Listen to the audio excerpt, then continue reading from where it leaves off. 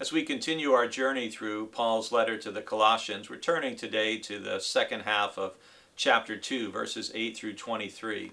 And one of the things that's helpful to remember as you go through the letters of Paul is that he's writing to people and he's trying in a relatively small amount of space to explain core Christian beliefs or core aspects of Christian theology. And for a chunk of chapter 2, he's talking about the fullness of life in Christ, who Christ is and what's available to us as believers because of who Christ is.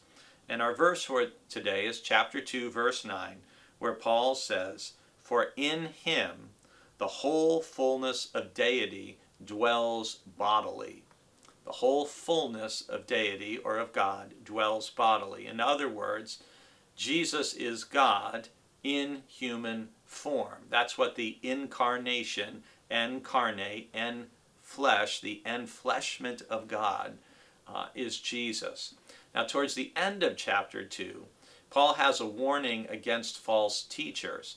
And part of that is tied to people teaching theology or teaching things about Jesus that aren't accurate or aren't what Paul is saying.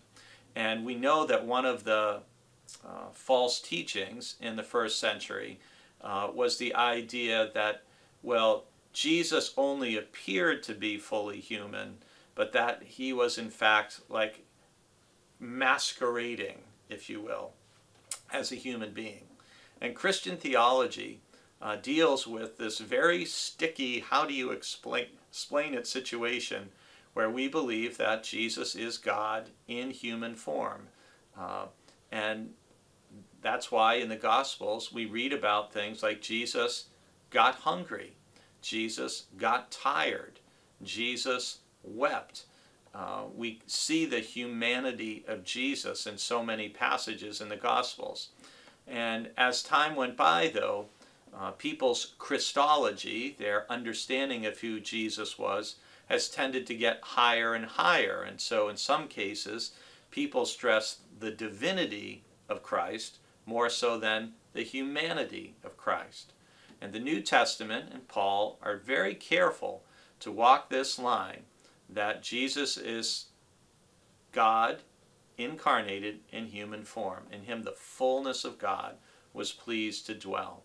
What does that have to do with you, you might be wondering? Why are these theological nuances important? It's important because the fact that Jesus is God in human form is showing the humility of God, that God was willing to take on our own situation here on earth, as we heard about in Philippians chapter 2, and the fact that we have a God who can identify with our heartaches, our struggles, our pain. So Jesus is unique. He's God in human form, the incarnation, come to share the love and grace and mercy of God with us by sharing fully our human condition.